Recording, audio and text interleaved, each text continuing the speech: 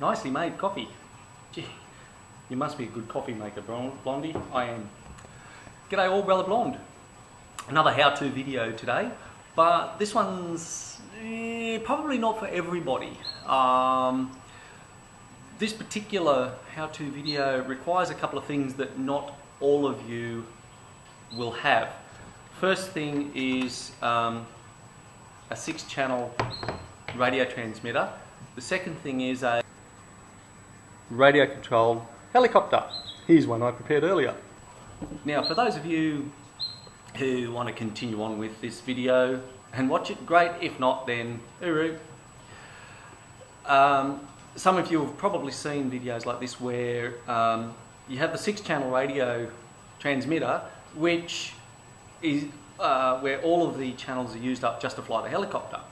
But what if you have a helicopter that requires another channel, say a retractable gear or lights or guns, or in my case, a box that opens up at the back to drop lollies out on the heads of little kids at Christmas time.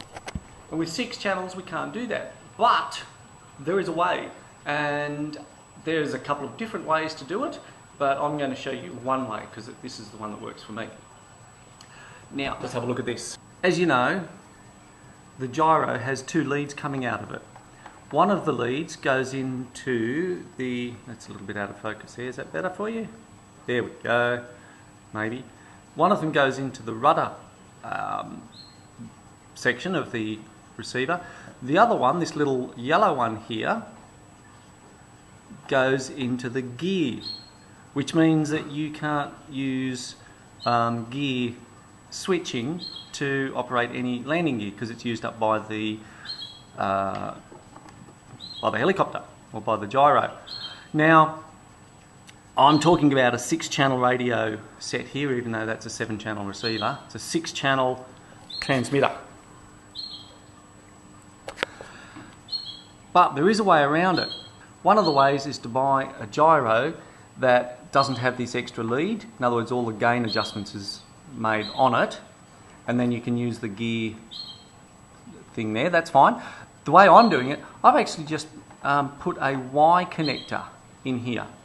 One comes out here to the yellow lead, the other one goes to my little servo down there, which opens up the flap at the back. Now when I flick my little flap gyro switch on the transmitter, it switches me from heading hold to rate mode and operates the servo. So let's have a look at that. Alright, so here we are. So my plan is to take off with the gyro in heading hold, and then when I want to just open up my little flappy thing, just flick that to rate mode, and there we go. Opens it up, drops all the things out, and then closes it again and lands in heading hold. Yeah, that's right. Now, the way I've got this set up is very, very basic, meaning basically that I'll probably have to just tilt the helicopter up a little bit to allow the stuff to fall out. But it's a very, very simple, quick little way of getting an additional channel out of a 6-channel radio.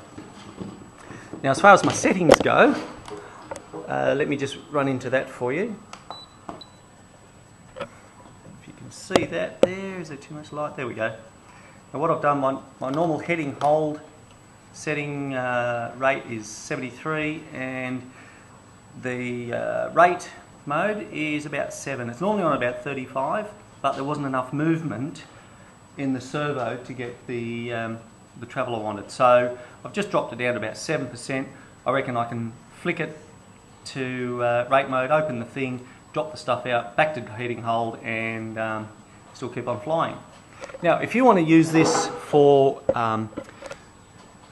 landing gear, my suggestion would be to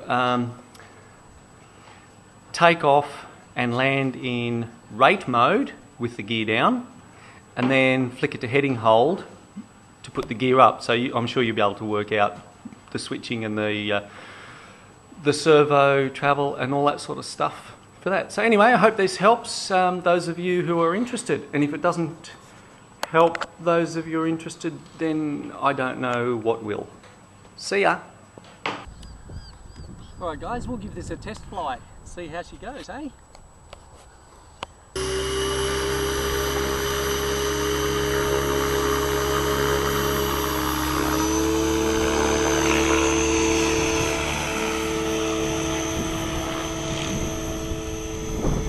Right there, Mitch? Yeah, the sun's just in my eyes.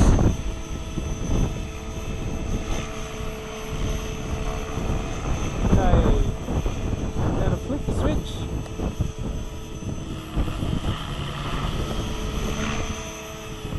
Not ready to fall out. I saw one. Yeah, one fell out.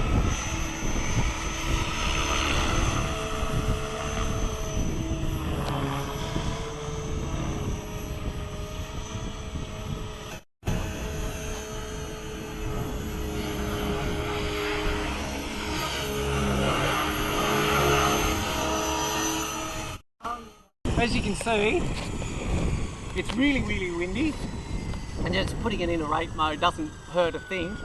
The proof of concept works, but just the way I've got my flappy thing, I thought by doing that with the helicopter that they'd slide out, but I think there's too many G-forces holding it down, so I need to create some form of flappy thing like that. I didn't want to do that initially in case it didn't go back up and then affected the landing. So I'll go back to the drawing board from the actual design, but in principle, it works. Yeah!